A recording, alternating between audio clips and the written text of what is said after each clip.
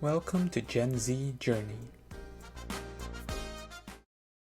Today we have Clement Sim with us. Clement is born in Malaysia in the year 1999. He studied pharmaceutical biotechnology in Munster Technological University in Ireland, and he was awarded the Best International Student of the Year in Ireland in year 2019. And currently, he's working as a Global Business Process Improvement Lead in Striker. He also co-founded the Malaysian Student Association of Ireland, Ireland's biggest Malaysian non-profit student organization. And personally, he enjoys traveling around Europe, go to the gym, and play football. So, Clement, welcome onto the podcast. And did I miss out any parts of your life? No, Andrew, you're quite spot on over there, so nothing else to add, and thank you for having me on this podcast today. Okay, well, then let's dive straight into the question. And first question is, how and why did you choose Ireland? So very funny. Like recently, I was in Singapore meeting my aunt, and then even for her, she's like confused about like UK, Great Britain, Ireland, and all this kind of stuff. I think many people would choose to go to the UK, and many people doesn't know about like exactly what Ireland is. And so, yeah, can you share more about that over there before telling us about your reason of going there? Yeah, perfect. So just to on for the listeners that might be a little confused, so there's two sides of Ireland actually. So the first one is your Northern Ireland, so that belongs to the UK and is part of the UK. Whereas you have the Republic of Ireland, which I am currently living in, and that's part of the European Union. So really long history over there. Would not dive too much into that. And in terms of the reasons why I chose Ireland, I get asked this question all the time, and it came about when I was 17, when you finish SPM, and you kind of want to decide on where you want to go. So initially I had my sights set in America, in Boston. I get an offer from Boston College, and two primary reasons why I didn't end up going there. So before I dive into the reasons, probably a bit more context. So I was supposed to do Boston College, then go on to do a degree probably in one of the Ivy League schools. Wanted to study medicine at first, but then my parents were the only Asian parents that told me like, nah, you'll make a terrible doctor. Yeah, we don't What? think you could. Why? Yeah, I don't know, but no, they're quite spot on. Like to be fair, they're quite spot on. As I look back now, I'm quite thankful I didn't do medicine. So that was the initial thinking and all. And the two primary reasons why it didn't ended up going to the US. The first one is really it's a little bit too far away from home, and my parents felt like if I was to fly over there, then it's just a really long journey and all that kind of stuff. And at the time, we have a couple of relatives as well that living in the US, and they were telling us about stuff on the not so good things about the US, and they were like getting a bit more. Uh, I think that kind of put them off a little bit as well. Second reason as well is just a little bit of a financial constraint. It Mhm. is doable to send me to the US, but to give you a bit of context, I think it cost me around 30,000 US dollars or 40,000 US dollars just on tuition fees alone for your first year in the US. And imagine if I do like 5 years medicine there, it's going to cost my parents a fortune. And Wow. I think my parents were more like, I don't see it. I'd rather put the money to buy you a house than putting money, investing so much in education. I think that was the mindset they were going for. And I that's see. why, and that's how we started looking at alternatives. And someone mentioned Ireland as an option because it was quite an affordable option. Then we found out more about it, and I managed to go overseas for like probably one third of the cost. Like it costs maybe around 10,000 US dollars or less than that. So Wow. hence why I'm here. So it's much at the time it was much more affordable because not many students wanted to go there. But at the same time, there were a lot of job opportunities and primarily the tech and the life sciences center. So my dad was Mhm. quite future thinking about studying the economy, studying Wow. the job prospects, and all that kind of feeds into why we chose Ireland as a really good spot.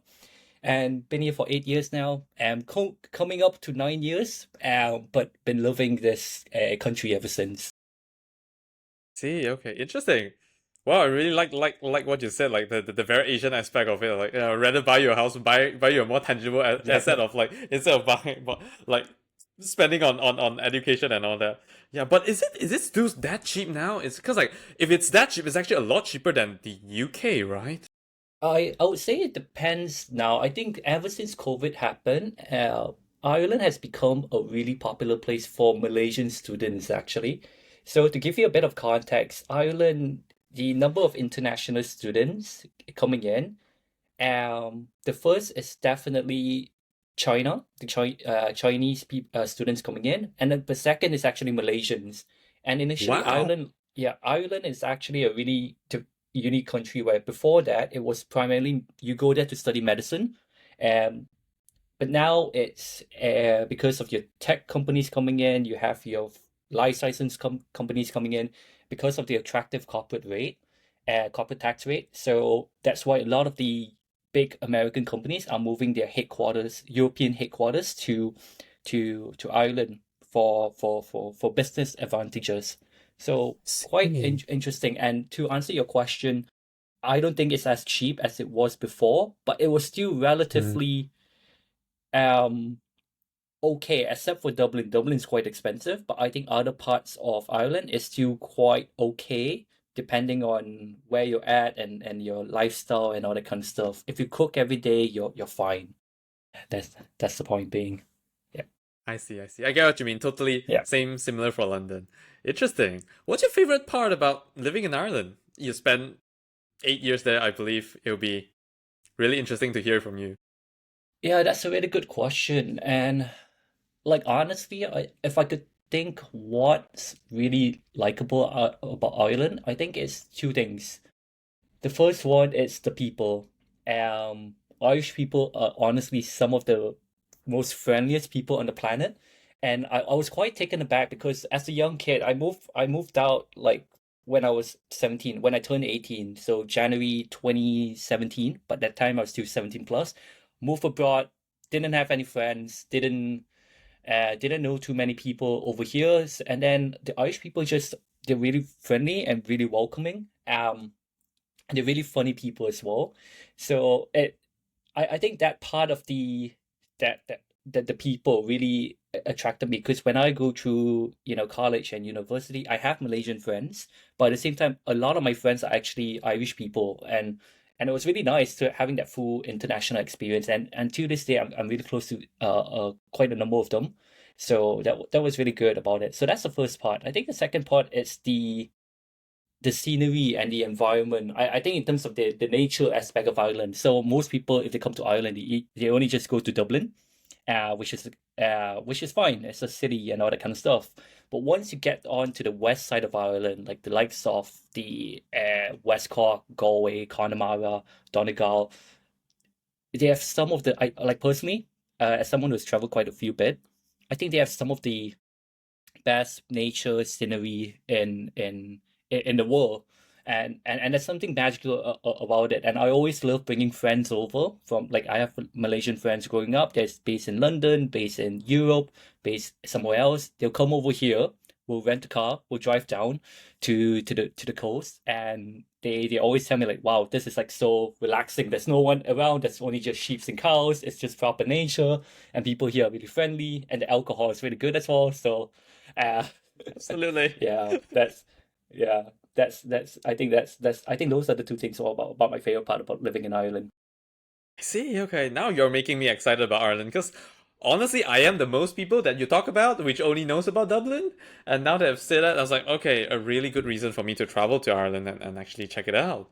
Yeah, exactly. Like you really get the full experience once you get out to the countryside and start mingling around with like the local people and all that kind of stuff. Or you have like really good fun um over there.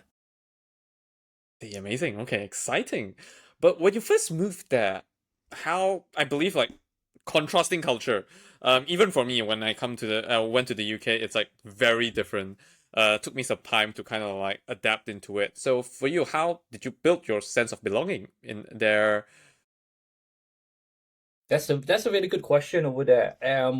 Like I'll be honest with you, when I first started, I did struggle a little bit.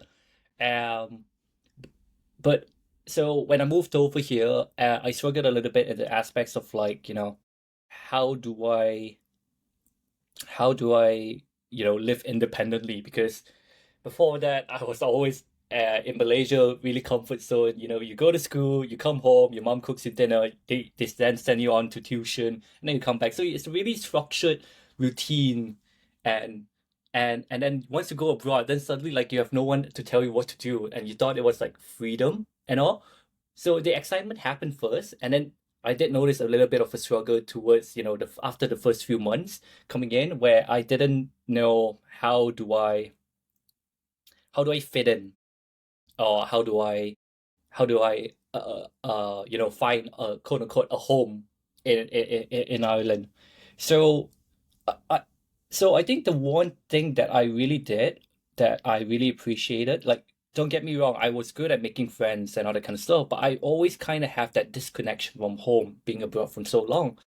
So the one thing I did, which I was quite glad I actually did, was I set up the Malaysian Student Association of Ireland, where it the primary foundation of it is to become a student organization to connect all the Malaysians around Ireland. Because to give you a bit of context, I think there's around 21 or 23 Irish institutions in Ireland, and you have Malaysian students everywhere. But all those Mm. Malaysian students say the same thing: I feel very alone.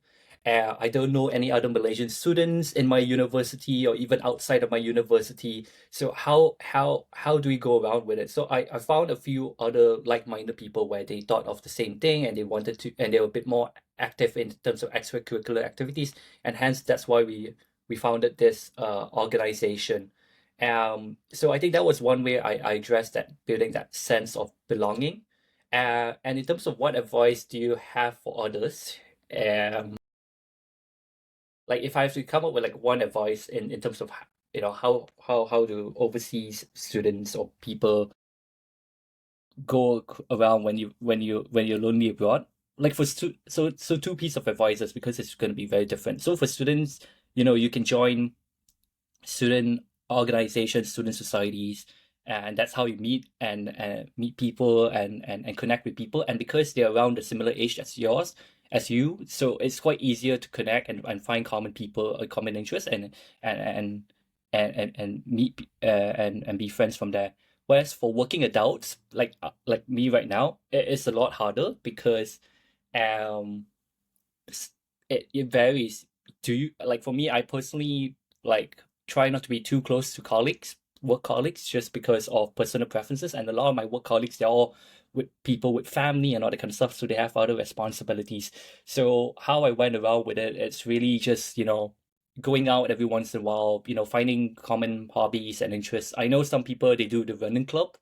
So Oh. that's how they meet people there. Some people meet people at the gym.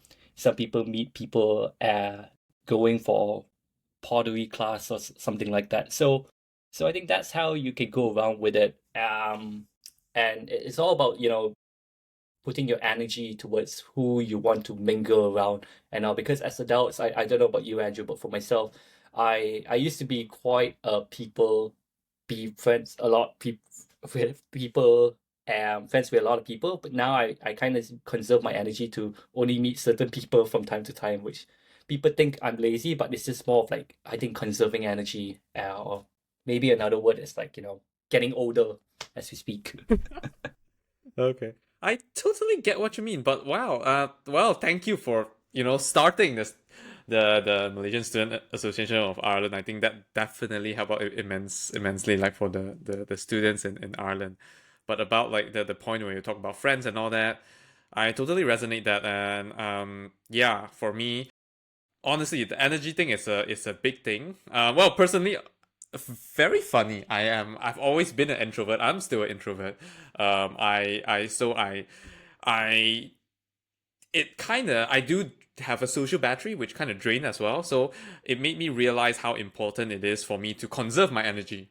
Yeah, I'm like definitely there are friends which I would like, I call that like friends, the other how do I say that? I remember there's this thing called OSO, uh other significant other. Yeah, so like different friends for different reasons, and I only kind of meet them for like different reasons. Like I have friends which I meet for running, I have friends which I meet to talk about personal finance, I have friends that I meet to just talk about entrepreneurship and all this. So definitely I am like picking different time to meet different friends, because I have a limited social energy Yeah. and all that. That's quite interesting because I do the same thing as you, but in a bit more broader concept. So I have three groups of friends I categorize, or three categories. So the first one, it's like social friends. So people that you're willing to go out with and have fun with, but they won't be the people that you want to tell your deepest, darkest secrets to. That's the first group of friends. The second group of friends is then business friends or connections, as you call it. Like, if like, if you're connected to certain people for professional reasons, you want to keep them as a separate category. I try not to hang out with those professional contacts in terms of like parties or night outs or anything like that. And then the third group is then my really really close group of friends, which it's quite a small group where I'm willing to tell them about my personal stuff, my what's going on in my life, and getting advice from them.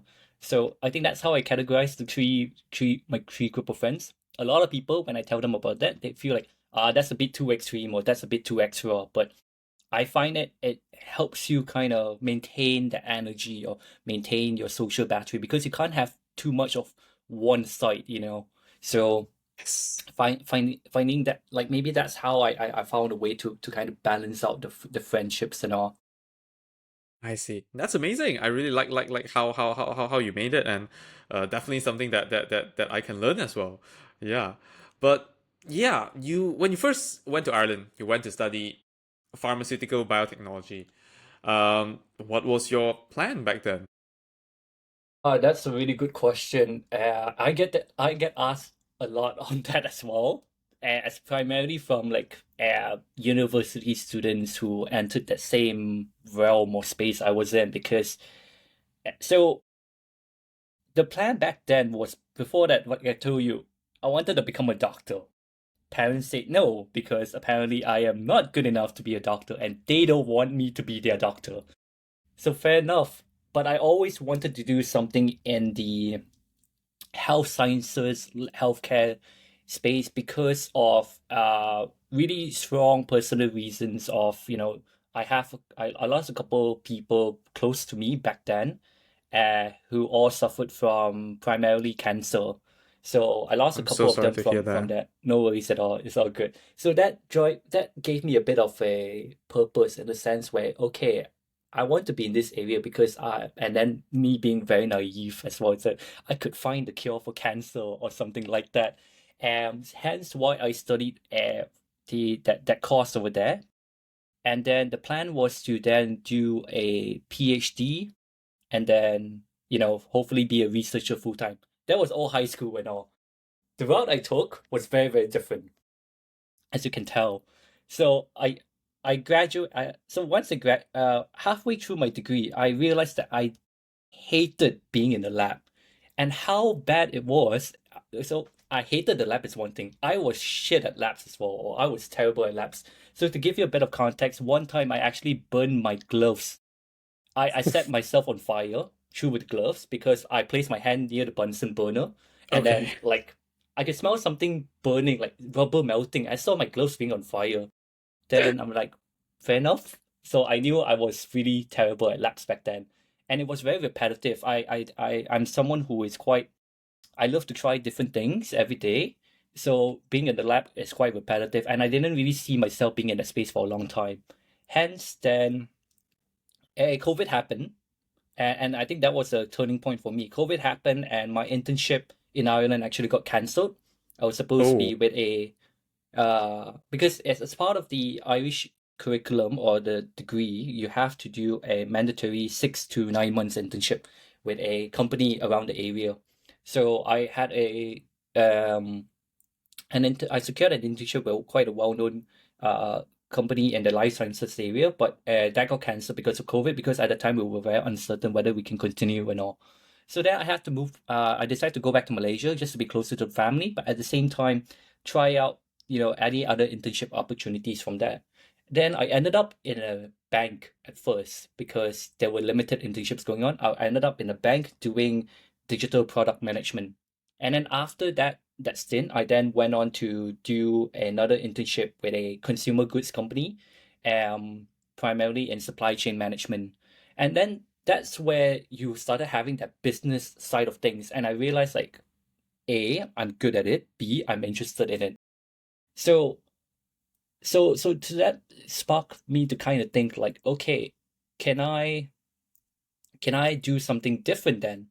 And then I then started my first job as a in management consulting, before making a bold decision to come back to Ireland to do the reason why I did my course is really doing in the life sciences area. So I ended up joining one of the best oncology medicine company in the world, and help do a lot of projects that help in positively impact cancer patients' lives around the world.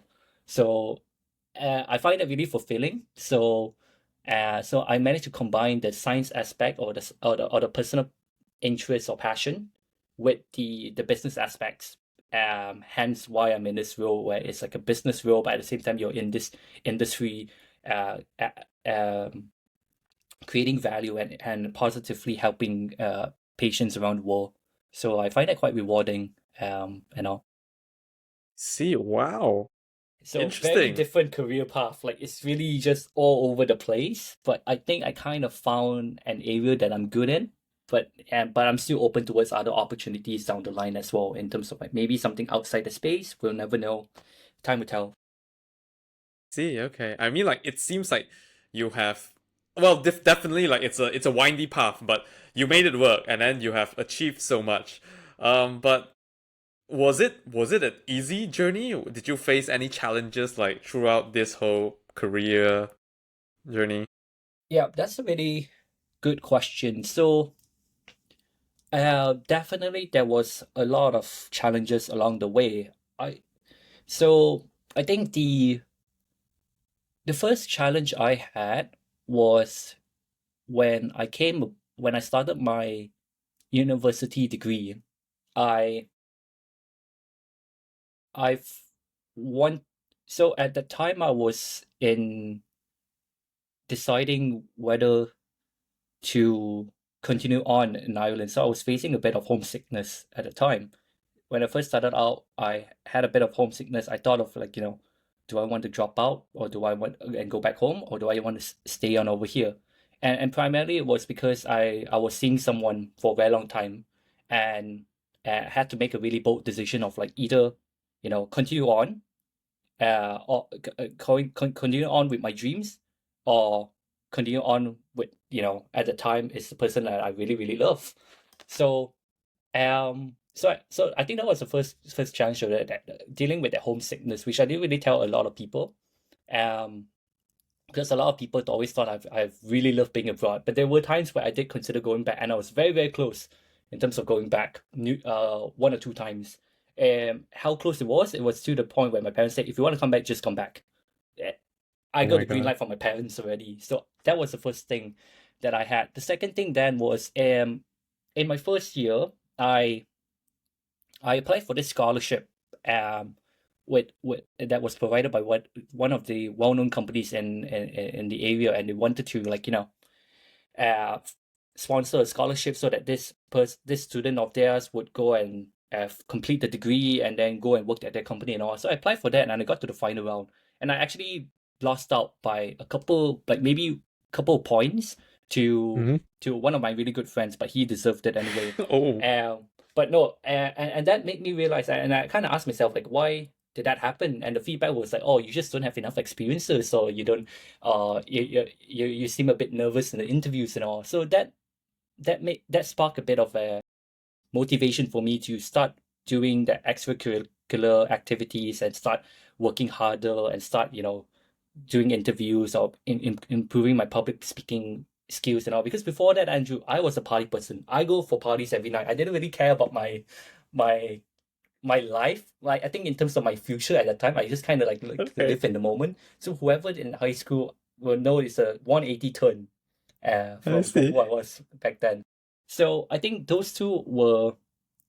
um those two were definitely big challenges. And I think the last challenge was, you know, I think during COVID, that the time I was in my third year, I already started to realize I hate my course and all that kind of stuff.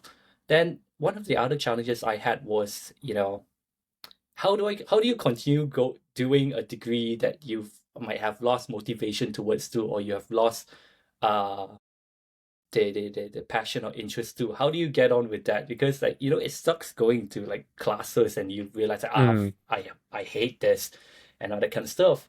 And to the point where like I know I have one or two lecturers telling me, and I can see why they were telling me that way. Say, oh, it's very rare for like someone in this course to go and do a uh business role down the line, so why not you just focus on what you want to do and all that kind of stuff. And to be fair, it's very rare to see someone like in my area to go and move to a business role down the line as well. So it was a bit of a, I would say, um imposter syndrome, actually, like in a oh, sense where you know I thought I knew I what was going on, but then actually I don't. And navigating that wasn't easy at all, because everyone is telling you to do this, do this, do this.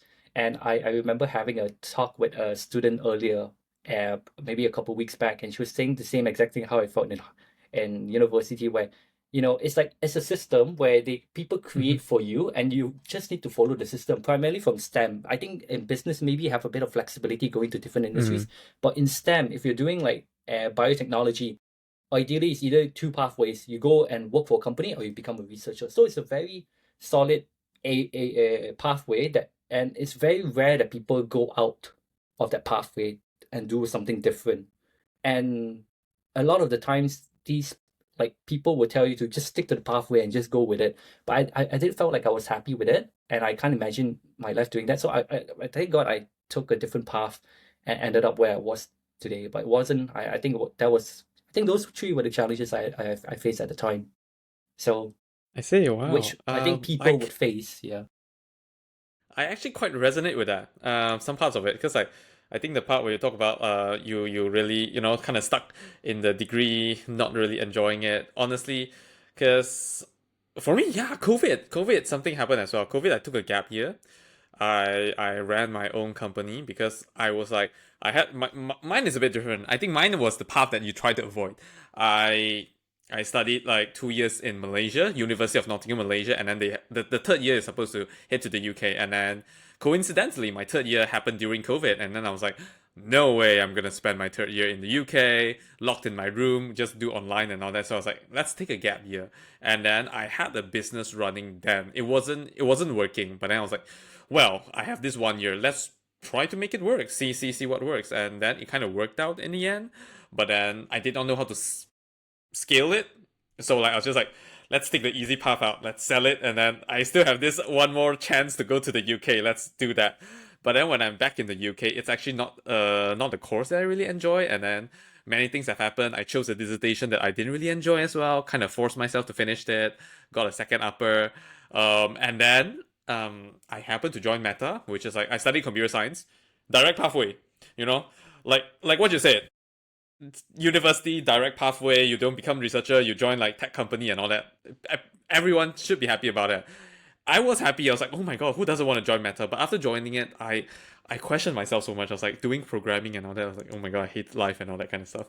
And so like that's why like July this year I resigned from it. And then yeah, now I am in the part where I'm like kind of figuring out, trying to find the fit of my life to join and all that. So I can really resonate with your journey. Yeah. And I would just want to throw one question to you. Now Mm. I get to be the interview for you. Like, what was your key Yes. takeaway with the story that you told me just now? Yeah, I think for me it's definitely don't care so much about sunk cost fallacy. Like I don't care so much about sunk costs. Like the whole thing is sunk cost fallacy. So don't care so much about the sunk costs because like I think throughout my journey studying computer science and all this, I thought many times about just like kind of changing direction and all that. But then I was like, I've invested so much into it, 2 years in and all that kind of stuff. Even though I felt like I did not really enjoy it, I was like, I should go ahead. But yeah, and but of course it's good to talk to other people as well. So like it's good that you do it. Like for me, it's good at that time I know that I did not want to do computer science, but I still have to figure out what else I want to do. So let's say if I want to be an entrepreneur and all that, I should talk to entrepreneur, what's the best way to do that, and basically find your new direction. Don't just drop out of your direction and then be like, okay, now what to do. I think it's a good idea to just speak to people and then kind of understand their perspective and then learn what is possibly the better way for you to do things. Yeah, and I just want to highlight, you brought up a really good point over there, because like you and I, we in some way we face a similar situation or journey where we don't know whether we're doing the thing that we want to do. And it's not just you and myself doing that. I think a lot of Malaysian students as well that felt that way. And it's primarily, from my observation, two reasons.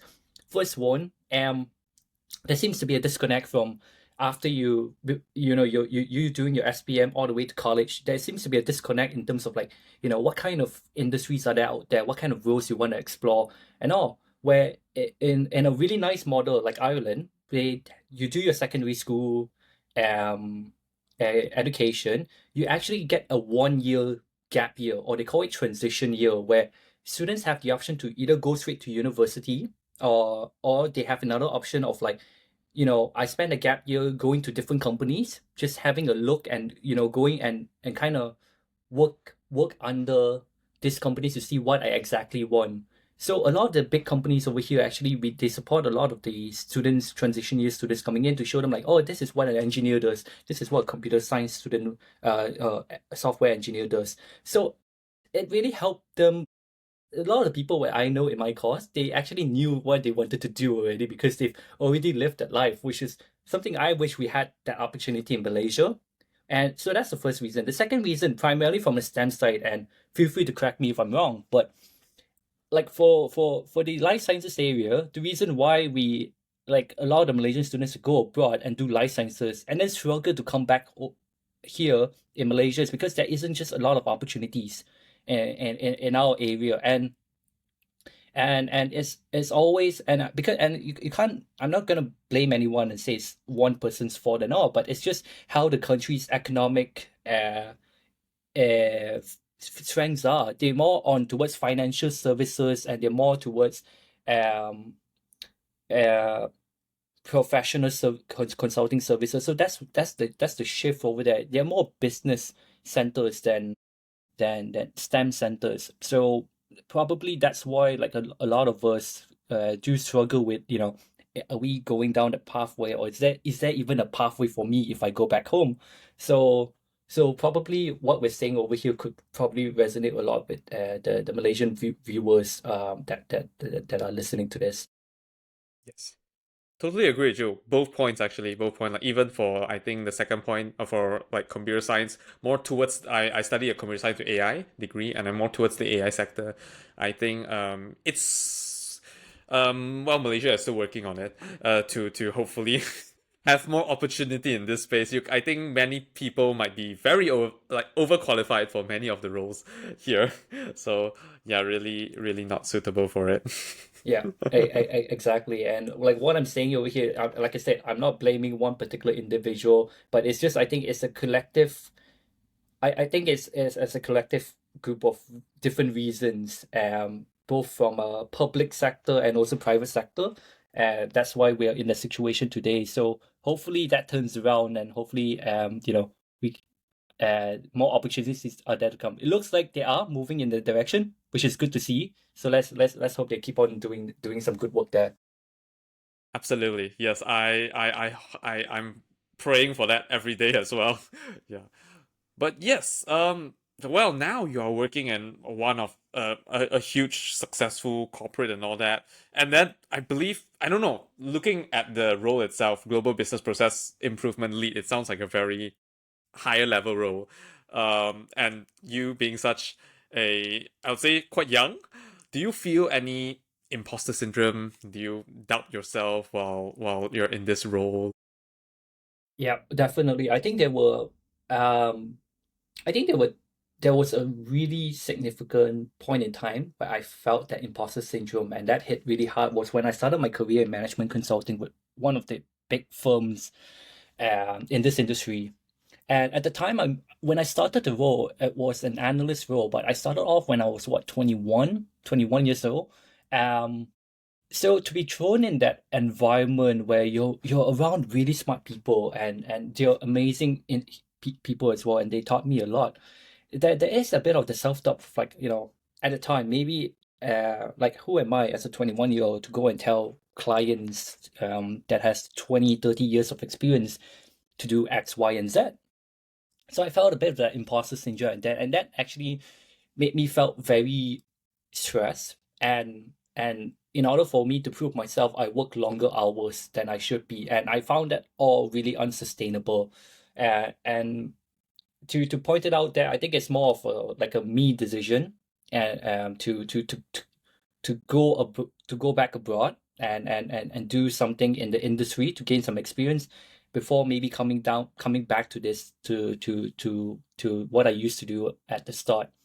Um, so that was one time I felt a lot of the imposter syndrome, just dealing with a lot of smart people who are really fantastic, and the role was fantastic. Benefits are fantastic. Everything was fantastic, but I just felt at the time I was just too young for the role. Um, and I'm quite a competitive person where I refuse to give up. But I think and at the time I didn't feel like I gave up, but it was more of like I wanted to something different. So something different, and I wanted to explore the other aspects in my life, such as, I'm in my early 20s. I shouldn't be burning out this much. I always tell people life is not just a sprint, it's a marathon.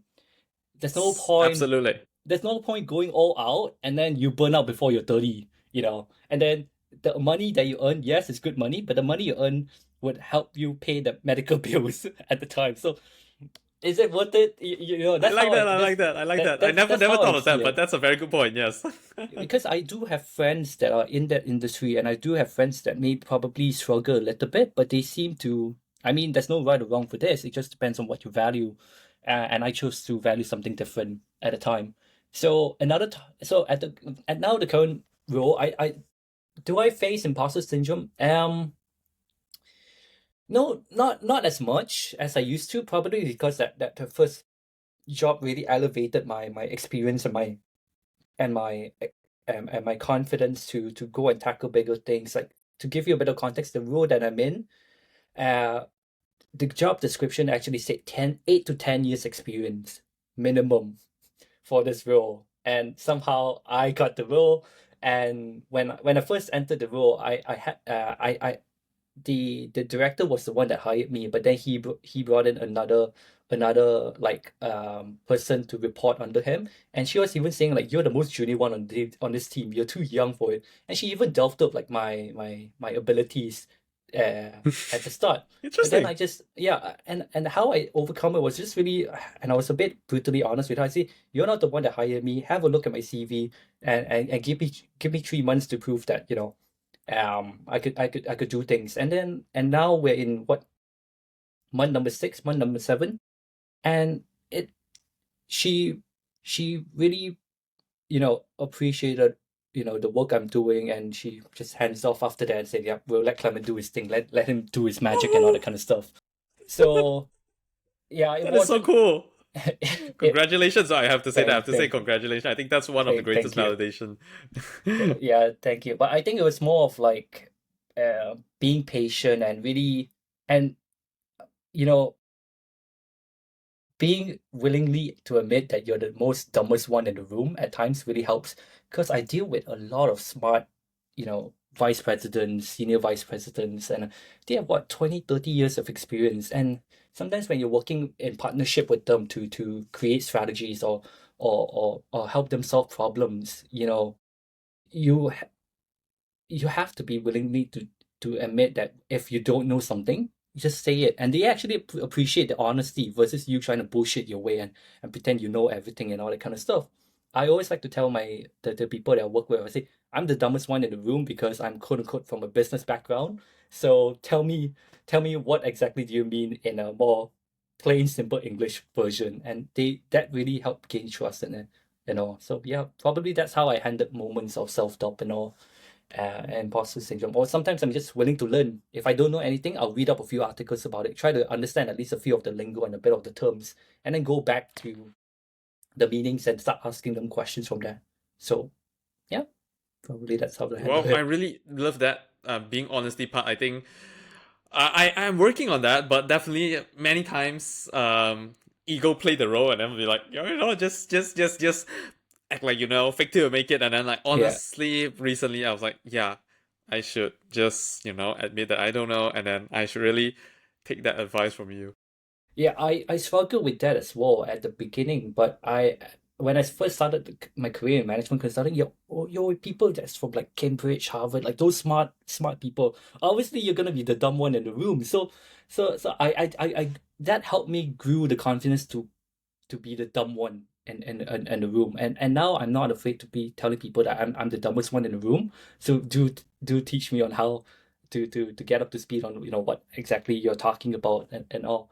The moment you master that and learn that, you'll find that you will be a bit less stressed when it comes to working, and helps you navigate around working around with other people. I found it really helpful for myself going in.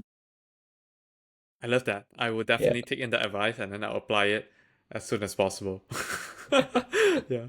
But yeah, like I believe well, you said how hard this job is, and I believe it's definitely well, actually, I have seen it firsthand. Like I mean like when we're communicating with you to bring you as a guest on this podcast, you're really busy and all that. So how do you balance, keeping yourself healthy physically, mentally while doing this whole career?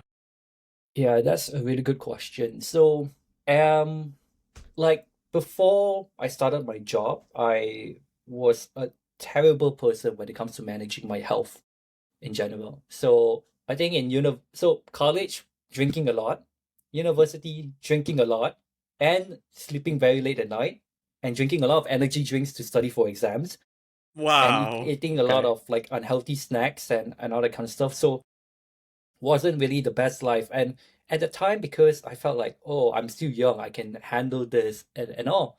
And then I went into my first job in consulting, and they were nights where, because you work quite late at night, sometimes you work all the way up to 2, 3 a.m. So I thought it would be cool for me to go and grab a glass of whiskey and drink it while I'm working. Wasn't recommendable. I have really quick meals, like sometimes dinner I'll probably eat for 5 minutes and then go back to work. Oh, and that's where and drinking a lot of coffee. I drink like 5, 6 cups of coffee back then.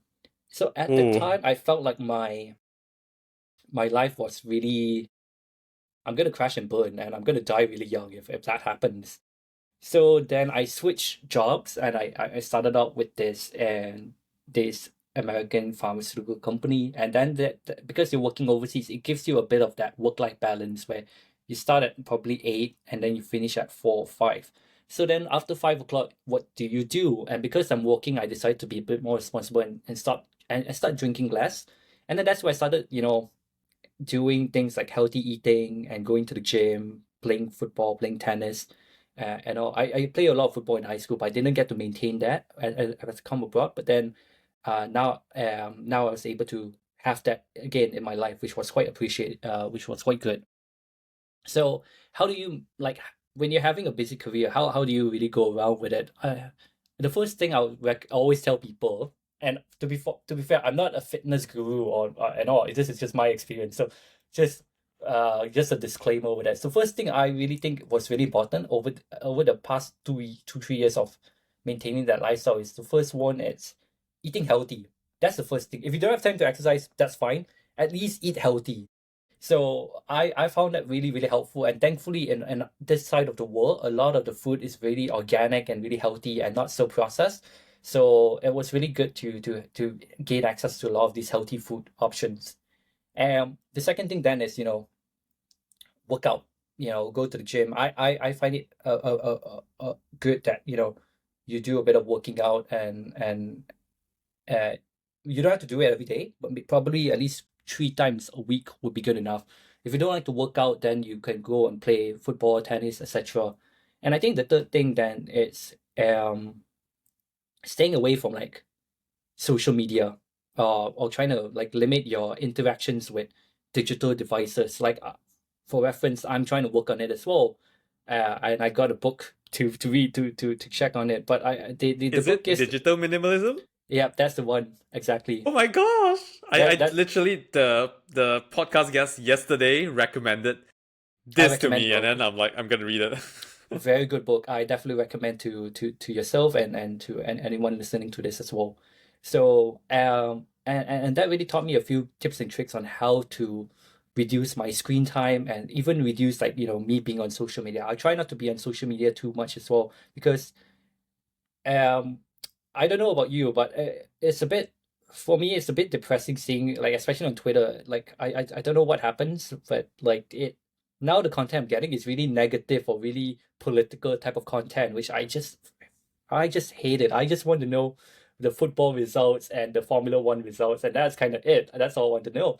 And then you go on Instagram and you know, you go on Instagram and then there are a lot of people that's like posting as if they are living a really good life. And I mean, I'm happy that they're living a good life, but at the same time, it's like it kind of it kind of sells that other people are living a better life than you, and and us humans, we always have that mindset of like, oh, we're gonna compare with one another because that's human nature.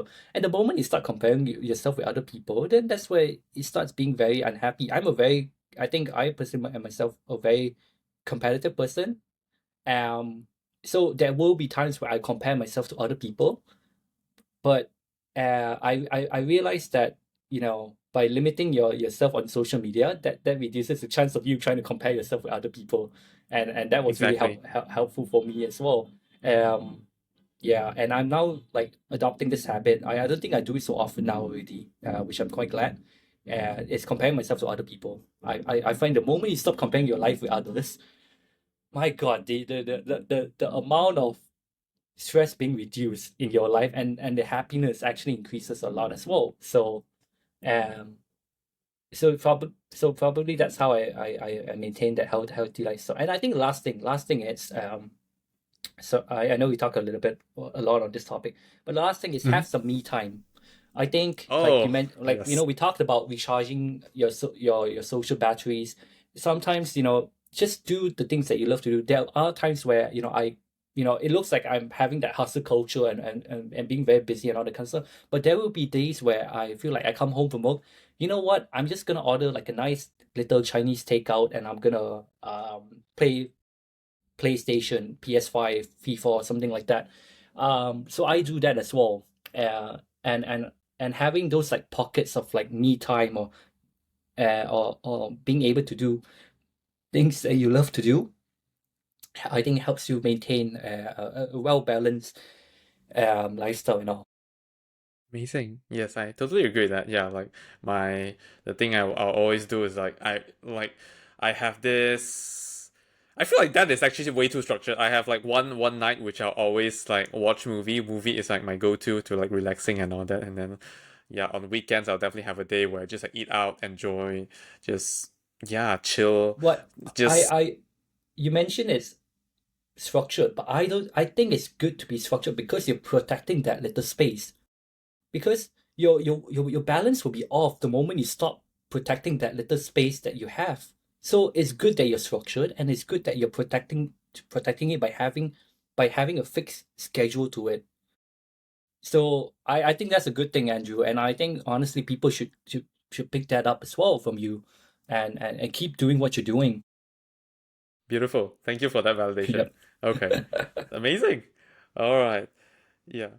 So, okay. Well, while we're on this topic, actually, wondering I what's your guilty pleasure when you need to unwind after a long day? Was it a Chinese takeaway and PS5?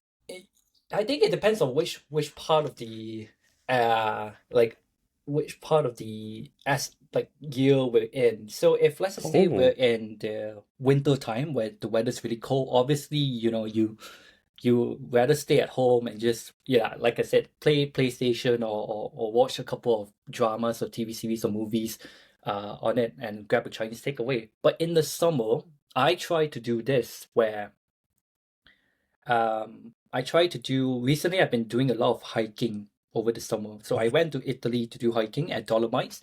Lovely area for those that is looking for good hiking spots. I think Dolomites, Italy would be a very good one. But then in Ireland as well, there's a lot of places where it's suitable, really, really good hiking spots. Because they're not really tall mountains to navigate around. So it's accessible for everyone. But at the same time, just surrounding yourself in nature. So I try to do this once in a year thing where I try to, grab a couple friends, grab a couple people.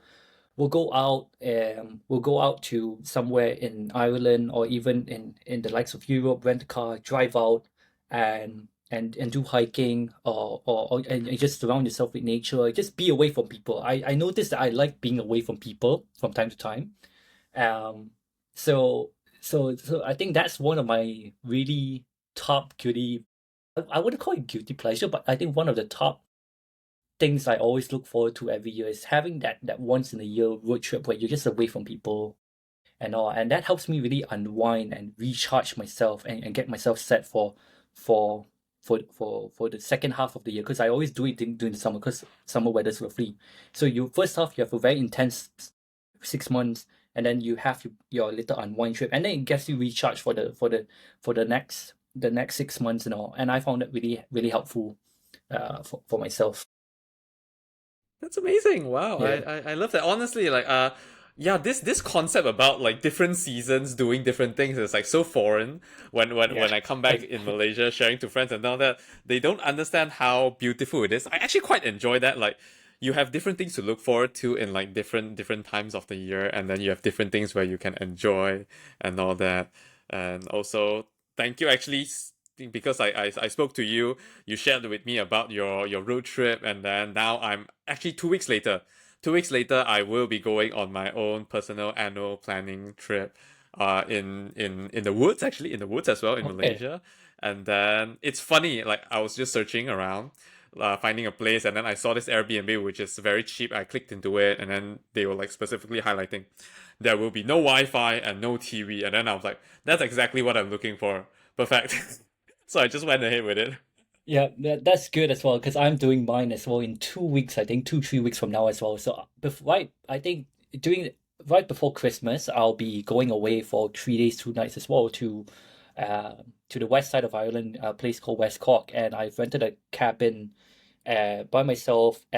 It's in a farmland, but the farm for some reason is facing the ocean and all that kind of stuff.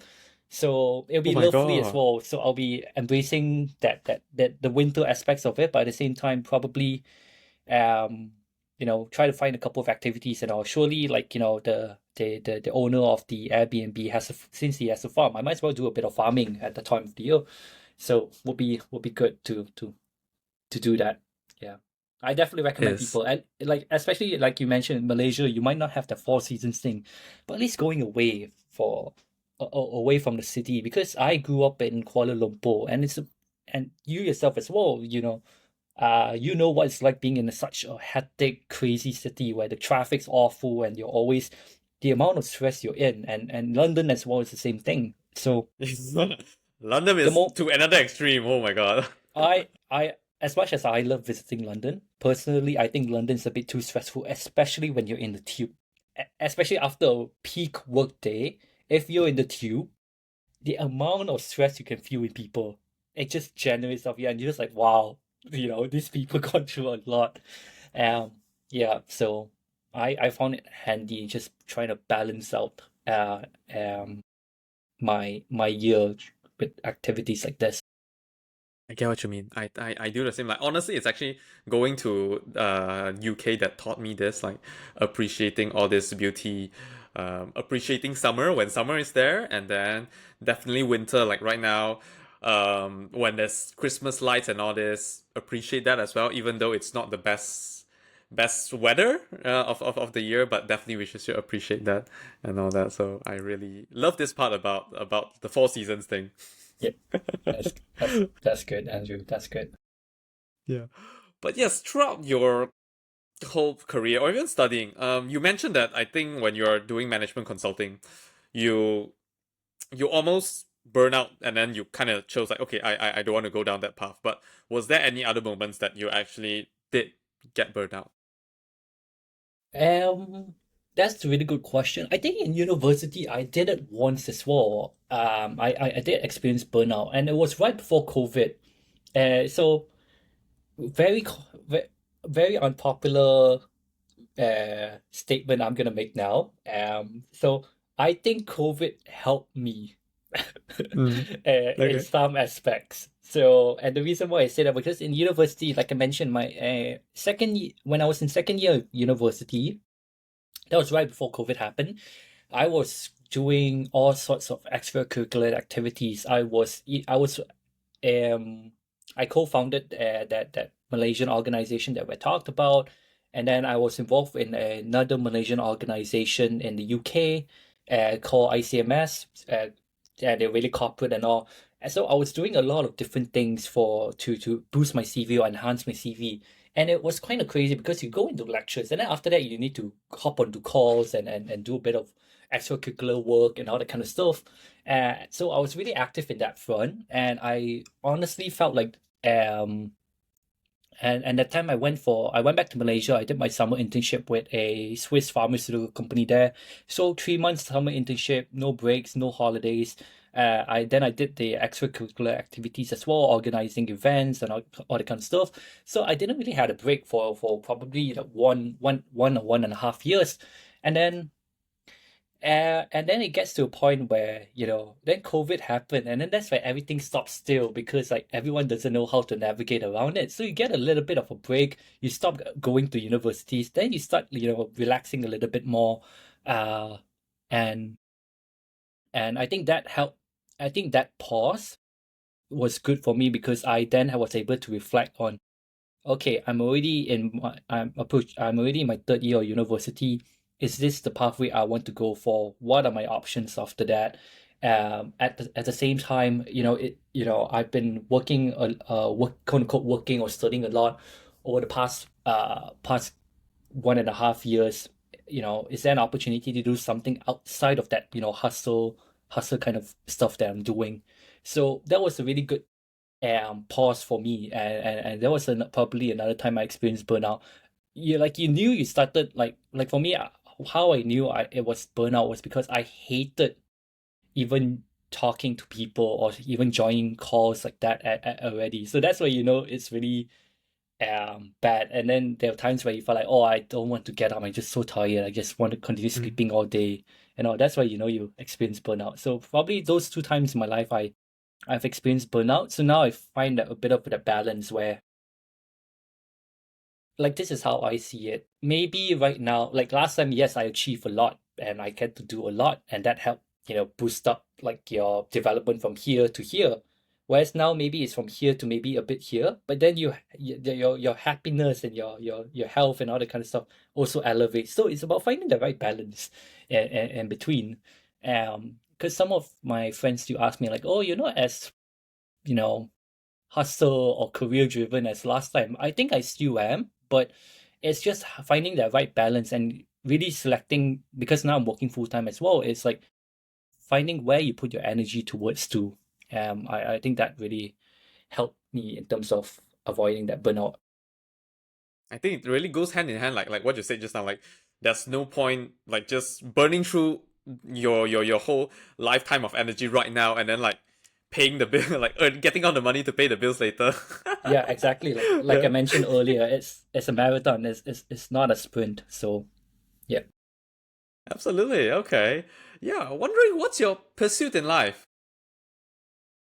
That's a really, really good question. What am I pursuing in life? To be honest with you, I haven't quite figured that one out. Um, but I think in terms of short term, I would continue wanting to complete my Europe travel bucket list. So, fun fact, I've done I think probably 55 cities already at this point in Europe. So I've been to most I countries like how already. you make it different. You're not talking about countries anymore. You're like cities. Yeah, I love that. Yeah, I have a couple left on my list. Like I think probably 3 or 4 countries left. So nearly there, nearly there. Yep, So yeah, that's that easy. 3 or 4 country, I can easily tick that off. Let's do the yeah, cities thing. yeah, exactly. So so probably that's the short term thing I want to do to pursue. I think another thing I'm quite interested in is eventually down the line I would love to go back home, whether it's I continue on the corporate side or become an entrepreneur. I do not know yet, but that's an aspect that I'm willingly wanting to explore because to fun fact I've actually created 2 social enterprises back in university, and they actually won awards and all. And so I quite like the entrepreneurship side of things. I've always had friends telling me like, oh, I think you go on and try to do something of your own because you hate working for people eventually. And like, fair enough. So probably that's another pursuit I'm looking for in life. And then I think from a personal side, probably would love to I do marathons. So I signed up for one already Oh, for next year. that one. So probably would love to do at least 1 or 2 more as we go along. I was thinking the other day I had this crazy thought. I might want to do one in a foreign city. So like and the reason why I thought of it was because I was in Stockholm probably a couple months back. And coincidentally that weekend was the marathon weekend. And it was Oh, traffic was a nightmare. But to be fair, they were all on bikes, so traffic wasn't so bad. But bike traffic was terrible. But it was amazing seeing how the I think the marathon atmosphere and all that kind of stuff. And like, you know what? I might fly out to 1 or 2 cities to do marathons and come back in on a Sunday night or Monday morning. So, well, I think that's probably the pursuit I have in life right now. I can't think of any. I can't think of anything else. But yeah, I would love to. I think longer term is would love to go back home and try to be closer to the family and friends as well. So yeah. I see. Beautiful. Wow. Yeah, about the marathon thing. Oh, I love that. Now you're thinking of foreign countries. We should talk about that offline. I can connect you to some people who are they like recently they had this Valencia marathon thing, which a bunch of my friend went, and apparently Oh, it's okay. amazing. Yeah, something you can Oh, check okay. out as well. Valencia. Yeah. Yeah, that's good. Yeah. Cool. But on the other side of the coin, what is your recent struggle? Yeah, that's a really good question over here, and I'm just trying to choose my words carefully right now because it might be a bit of a unpop. So I think one of my most recent struggle was before I joined this my most recent company. I had an offer to move to Copenhagen for another job with another quite good firm, pharmaceutical firm over there. And at the time I was quite open to the move because I've been in Ireland for almost what 8 I've been in Ireland 8 years now. Maybe a change in scenery and environment would be nice because I had 1 or 2 occasions in my life, in my working life, where I could either like another one was moving to Seattle Wow. with the previous company. So I always wanted to, like I said, I always wanted to live the American dream, and I had the Mm. opportunity to go and live the American dream. But in the end, I chose not to do it because felt like maybe the American dream wasn't as glamorous as it was for Yeah, you a kind of number saw of through the reality. It was like, yeah for like that's it's a dream. It is a dream. yeah, like for a number of reasons. I'm not gonna name the reasons, but I think people know why I say that. So then recently, like this year, it was either staying back in Ireland or moving to Copenhagen, Denmark. So that was the struggle I was living with. And ever since I turned down the job, there were times where I thought about it and say like, how many more years can I still be in this country, or is it, or do I want to go somewhere else? So I think, and I always have the mindset of like, I want to go somewhere else first. I want to live in another city for probably 2 3 years, and then maybe only move back to Malaysia. That's the timeline I'm looking at the moment. So I think that's probably one of the recent struggles I have. It's just like how and maybe it's not too big of a struggle for a lot of people because they're like, oh, but at least it's a good struggle to have it. But for me, it's a really you know do I continue being here in my, to be honest, I call Ireland my second home. Do I continue being my second home, or do I really want to go and try something different, something new? Probably do a big reset, because every time you move to a new place, it's always a big reset. And Mm. and it could work out for you, or it could go terribly wrong. And how is it terribly wrong? Is like you're just ending up not fitting into society. Like the Scandinavian society is really different to the society here in terms of how they live and the culture and all that kind of stuff. So you might struggle with that as well. And then you need to make new friends and all that kind of stuff. And at our given age, when we're working full time, you rarely have the opportunity to go and make new friends outside of your workplace, if you know what I mean. So yeah, probably that's my struggle right now. I wouldn't say it's a bad struggle. I think it's a good struggle to have, but probably that's the one that's lingering on my mind at the moment. I totally get you. I mean, like it is a valid struggle, and then like right now, I like my recent struggle is something like it's very ironic. Many people might not agree with it. I have like so many things I'm doing, and then I really don't have enough time. And I'm back in Malaysia, but I'm like so busy. I sleep at 12 and then I wake up at 5, really unhealthy. I'm probably gonna do a medical checkup just to make sure that I'm okay. But the thing is, I'm able to wake up so excited, so enthusiastic. I'm so worried about myself. But at the same time, like, yeah, I know I have all this thing I want to do and all that. It's kind of like what I love. One of the previous podcast guests said, "It's a pain we fight for." Yeah, yeah, it's the pain we fight for. Definitely, um, not easy decisions, but then, um, and then like people will see that, oh no, it's good that you're able to have it, but then it is still not easy. Yeah, exactly. Like um, I think it's good that we are self-aware of that it's not a bad struggle.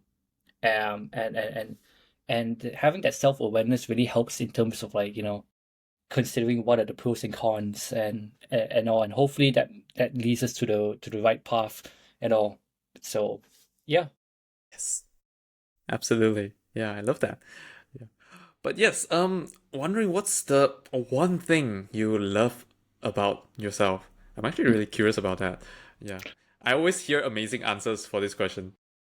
That's a very good question. What's the Have you actually one? thought of that before? No, I've never thought about it, because to be honest with you, I'm a very competitive person. So when I mean Oh, competitive, it's like I always have really high standards for myself. So I've never really thought about, oh, this is a part where I'm doing very, very well. I'm always thinking about how can I improve, how can I be better, and all. But if I have to pick out one thing that I love about myself, it's, I think, two things. I can't divide this I can't prioritize one or another, because I think those two are very important. I think the first thing was I don't like to give up for some reason. I'm very stubborn in that sense. And the reason why I love it about that, because yes, it pisses off a lot of people, but had I not choose to give up, I don't think I'll be in a pathway that I am today. I would have just accepted and go with that one system that we talked about, and probably live a life that I'm not going to be satisfied or happy with. So that's the one thing I would say that I'm quite, I love about myself. And I think the second thing that I really love about myself, and I can see the difference when I go back to Malaysia. It's um being I think being kind to others. So to give you a bit of context, when I was in Malaysia, because we live in a very different environment, so people sometimes, we might not be the nicest to each other um as we grow up. But then when you come mm. abroad, and especially if you come to a country like Ireland, where people are really friendly and people are very nice and all, like, give you a better context, it's almost like you almost be you almost be hated, to be honest, if you don't go and thank the bus driver after you get off your stop. That's like Oh my a God. Hey, that's so nice. Yeah, That is so exactly. and nice. and so that's one simple thing, like, and in Malaysia, if I've rarely take the to be honest, I rarely take the public transport. But let's just say you go past the security guard at your house or anywhere, or someone open the door for you, you just look at the people and you just like awkwardly go around. You hardly say thank you, and I think Ireland really taught me how to be nicer to other people. So when I apply that same type of mindset and I go back to Malaysia, remember even like I think this security guard uh, who's like clearly not from Malaysia. So sometimes he might feel like, oh, some people might not treat him very nice because of that status that or where he's from. But then I go and say thank you and smile to him and all that kind of stuff. And he was really taken aback. It's like, why are you thanking me? It's as if like, and that's the thing that really blows my mind is where he's a human being as well. Why are we like not being so nice to certain people because of of certain statuses of certain or certain things. So and another thing I remember I always do when I go back to Malaysia as well is sometimes I'll go to the supermarket or nice Speed Mart and buy some stuff to Say bring back thank you. home as groceries. So I say thank you is one Oh, thing, but okay. at the same time I'll buy like maybe 100 plus for the security guards My around God. my house, and it's honestly it's not much. It's just a simple thing, but it completely made their day. And I just realized like I think that's one thing I really appreciate about myself. Is like before that I'll never go and be that nice, and it's because of the environment that we're brought up in lah. Um, but then coming abroad, then I realized like being nice to people I think really pays off, and I think that's one thing I appreciate about myself as well. It's like being able to I think for like drop that ego, drop that selfishness and all that kind of stuff, because I think last time I was a bit of that kind of person, and then become a bit more nicer to others, and yeah, pays off. I think just to see people smile and all that kind of stuff, and you don't have to do really big grand gestures. I even the like I remember my most recent trip in Malaysia, and and it shows the volume of like how maybe where we could be better as in terms of human individuals. It's like I remember this uncle with his daughter. I think it's an Indian family. So like obviously there was no seat for the daughter, and I was just surprised like how no one bothered to offer their seat and all. And at the time I dressed a bit nicely. I was in more of a business kind of clothing and all that kind of stuff because I was attending an event and I didn't want to drive because it was peak hours at time. Then, so obviously, if maybe his thinking was like, oh, probably this guy won't offer my seat. But so I see the daughter, like she's really young, like 3 or 4 years old. So I actually offer my seat to her, and she was like really taken aback and really shocked, and like kept on like thanking. I'm just like, there's no need to thank me because it's just common courtesy, And I was just surprised, like no one in that freaking carriage actually did that. I'm just like, are we really? Is that the direction that we really want to go to? You know what I mean? So I felt like that was the one thing those were the things maybe I probably love myself for, and I would never I'll try to uphold it and try and maintain it for the rest of my life. Wow, like Yeah, thank you yeah, for doing that. Honestly, like I think the world really needs that, and then like it's really all this small gesture that you pass on to the next person, and then hopefully like it made their yeah, day, and then they possibly pass this on, and then like yeah, it just yeah, makes more people feel better, feel happier, and then yeah, ultimately the society would just be more positive and more yeah. If you ever nicer. come to Ireland, Andrew, like if you probably Dublin not as much anymore because there's a lot of people from different cultures in. But if you go to other parts of Ireland, you experience the same type of like kindness and hospitality everywhere you go. And I think that's very infectious. That's why like some people say like Irish people are some of the nicest people on earth. It's because it spreads the kind of kindness I think spreads. And I think as Malaysians, we are, don't get me wrong, to the Malaysian viewers, we are kind and nice people at times. But I think there's always But I ways think we just don't we know how to express it. We feel, I don't know, we feel exactly scared to express it. We feel like we might be on the, how do we say it? We might be on the losing side if we like kind of put it out there, kind of give it to people and all that. Yeah, Yeah, and like I said, it's because of the environment that we're brought up in. Yeah. So yeah. I do hope that it changed. And yeah, I'm gonna do that as well. Like I'm Yeah. gonna just say thank you. It's a really really Yeah, you'll be important thing. Yeah. surprised how shocked they are when they, especially like your bus drivers are like, what the hell is this, you know? Was this weird dude thanking me? I was like, I'm Yeah, just doing my job. But I mean, I am thanking you for doing your job. Like, you yeah, gave me a good bus ride. I thank for yeah, that. Yeah. yeah. Okay. So, you have, I mean, all this journey, many things have happened. And I'm just wondering, was there any significant low point in your life that made you who you are today?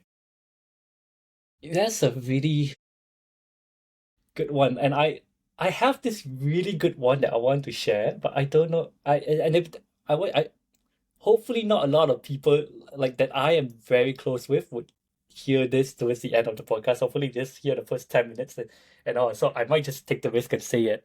Um, so as I mentioned very early on during the podcast, I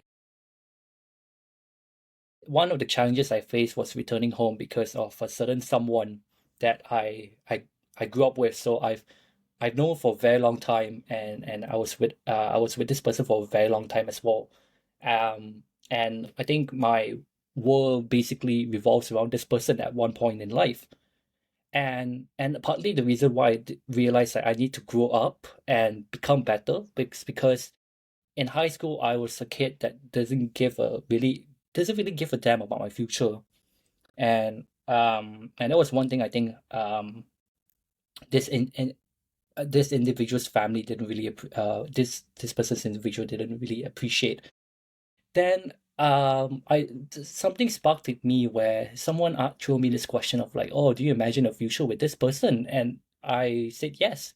I do see a future with this person. And that's why I decided to become, more proactive, get involved in a lot of extracurricular activities, study harder and all that kind of stuff. But because I'm abroad, I'm halfway across the world, and she's back home, and all, it the very reason why I became the person I am today is really because of her. But it's also but the reason why I do the things that I do was also the same reason why I lost her in the end. So I think that was that biggest low point in my life where um it it's very ironic and it made me question a lot of things at the time. Was, you're doing all this for this individual because you want to you want to be the best version of yourself for this person, but at the same time, because of the things that you do and because you're so busy, it's also the reason why she felt like maybe, like, it, you weren't serious enough, or she felt like she's being put aside and all that kind of stuff, and hence why it didn't work out. So I think that was it. I think that will be that low point in my life that shaped me to who I am today. But then again, I'm still friends with this person, and I'm still Okay. thankful. Like, she's part of my life some way or another. So yeah, that I think that would be that turning point. That was when I think those around me knew I actually grew up to become the person that I was supposed to be. Because in high school, I was a good for nothing. Like, I just love playing. I just like having fun. I just like to mess around and all. And it was bad too, but so bad to the point where some of the teachers even say like, "Oh, you're not gonna go far in life." It was that bad because, like, don't get me wrong. I actually know I do perform by having grades, but I've never done homework before. I hated homework. So every time, parents teacher Pretty conference much is you're a about. genius. You're a genius, and then I, like I you. I wouldn't call myself a genius as well because I know that people smarter, way smarter than me and all, but it was really I didn't really care. I really just lived in the moment, didn't really think about anything at all, and all. But and have I continued being that? I honestly think I wouldn't have grown up to be the person I am today. I would feel like I'm still balancing life and trying to navigate that. But because I had that shift in mindset, and it really came out of nowhere. Like, honestly, Andrew, it wasn't like a it's just one day I decided to, like that, and that shift in mindset happened. So probably that was my uh that low point that shaped me to who I was today. See, I see. I see. Okay. Yeah, Thank you for sharing this. Oh, I yeah, believe it's a very a deep story that you don't tell many people. Thank you for sharing that. Yeah, like Yeah, not but those closest to me know about it, but to be fair, it happened a long time ago, so I think I'm quite comfortable to share with this. And if quote unquote so and so person actually listened to it, then there you go. That's the whole reason behind it. But yeah, I don't think any. Hopefully, fingers crossed. I'm trying not to jinx myself, but hopefully this doesn't go.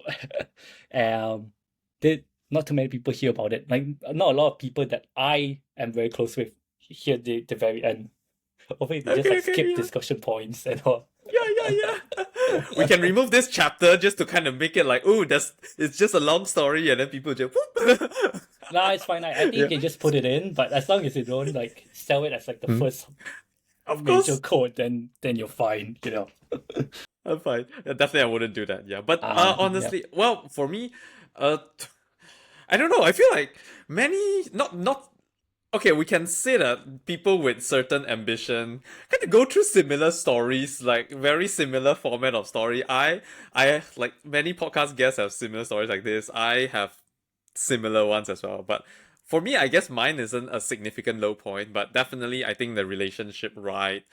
I was like, same as you, I was like working for the relationship, and then after you got what you worked for, you realize you're no longer suitable for the okay, not suitable, let's say, not like just it's no longer working out for the relationship.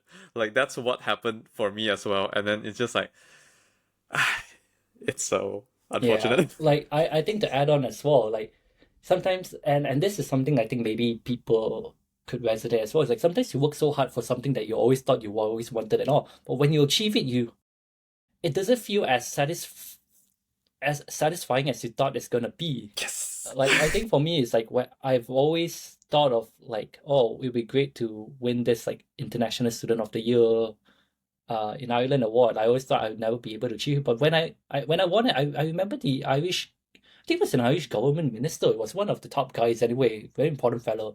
He was award handing me the award and all. And after the award, like I after that, I was like, oh, so this is it. Okay, cool. You know, so all those countless nights and all that for like a handshake and an award and probably like 10 seconds of fame and yeah, that was so um so I think it's really about finding that balance as well. Like yes, it's good for you to pursue goals and it's good to pursue ambitions and all, but at the same time, don't ignore the process of it or the journey of it as well, and balance out with the other aspects in your life. I wish I've done that earlier, but um now I think I'm trying to get a hold of it, of balancing my ambitions and balancing myself entirely. So hopefully that stays that way, and hopefully more of us would learn that as well down the line. I totally agree with that.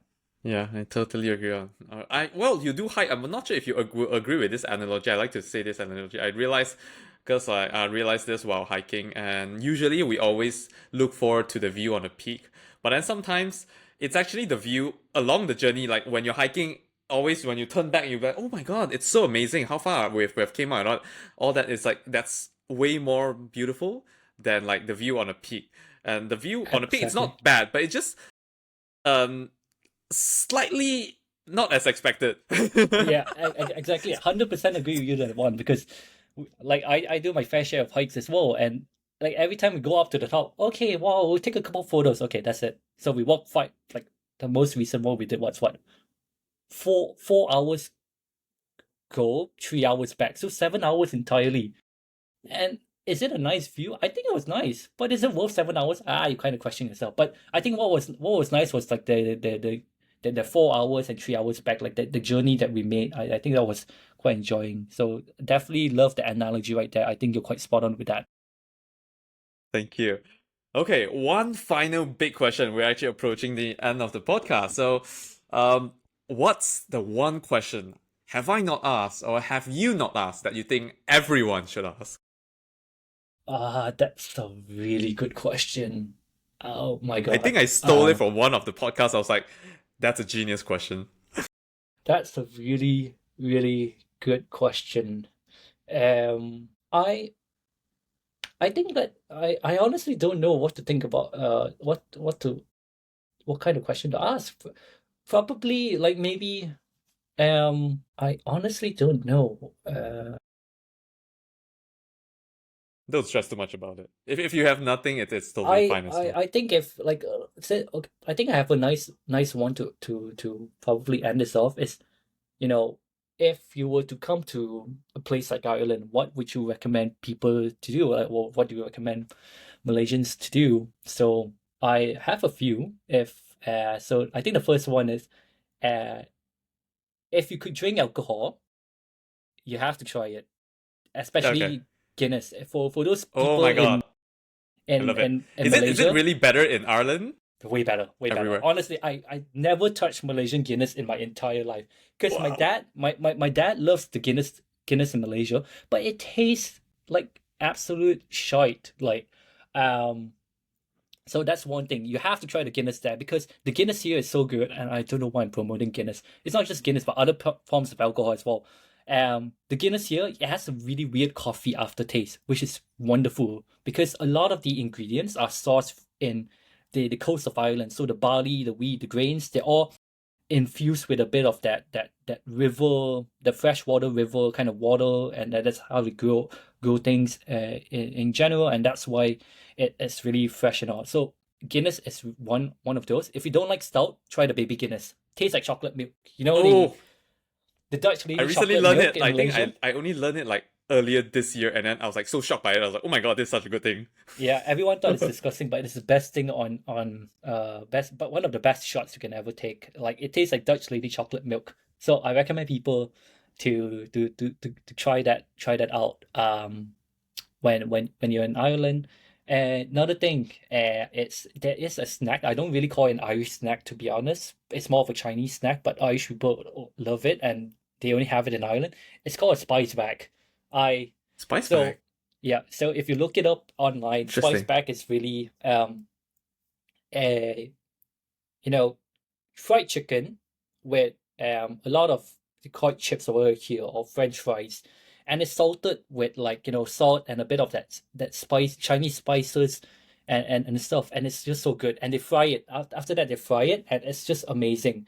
So every Malaysian friend that I brought to Loved it. Ireland I made them try the spice bag. They loved it, and they're like, we should have this in Malaysia because it'll be a popular thing. Because Malaysians, they love fried chicken in general, so it'll definitely work out in Malaysia if anyone wants to do that. So that's another thing I think people Let's can start go off a around with. business plan now. Oh, I no, I had this business plan for a really long time, and Really? yeah, yeah. So I was sharing this with my Irish colleague just 2 3 days ago. Like one of my longer aspects, and maybe I should say what's my pursuit in life in a pursuit in life question is I hope to actually have like either a coffee bar or a cocktail Okay. bar. But then it's like because I feel like I'm wanted Irish at this point already because of the years I've lived in. So I want to do an Irish coffee bar or cocktail bar in Malaysia. Doesn't have to be a big one. It doesn't have to earn a lot of money. It just has needs to have enough money to cover itself, so in a sustainable manner. uh, and just import different parts and like pieces of alcohol from Ireland and in Malaysia, and then I want to serve that spice bag as the only dish. So you come in, you grab a drink, and then you have that spice bag as your snack. And I think that would be a nice thing to have. And I want to make sure that that bar you cannot bring laptops or Wow. like I try to limit your digital phone like your digital stuff and all. Like ideally you should go in and you be talking to people because that's what Irish pubs are. Like I've rarely seen pubs where people come in and play with their phones. They're always chatting and you're always talking to random strangers. I always somehow always chatted with random strangers and all that kind of stuff. And surprisingly, um maybe we're going a bit over time over here, but surprisingly they all know about Malaysia. uh Oh, really? Okay. So two reasons. Interesting. So the first reason is a lot of them actually do work in Malaysia in some way or another. So the majority of the people that I work with, those that have been in Malaysia is for work purposes because they are either engineers or yes, mainly engineers or construction people. See. So they've worked in Malaysia on a few projects and all that kind of stuff. So they always love Kuala Lumpur and all. and they say it's a really good food, but just the weather's really hot. So that's the first thing. Second thing is, if they've never been to Malaysia, that's fine. Oh no, another reason was because they transit a lot through Malaysia. So they have a Oh. lot of relatives in Australia. So Kuala Lumpur is a very common area for them to transit in to go to Australia. Second reason, and I kid you not, this is every single Irish taxi driver I talk to. The moment they found out about Malaysia, it's two things they need to talk about. One, it's the 1MDB.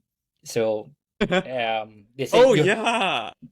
I'm just trying to make sure I control my words here. Say you have a really interesting case around that. I'm just gonna leave it at that. Or another one is about the MH370, the missing plane. So, Oh, but but yeah, so it's quite interesting. They have so much.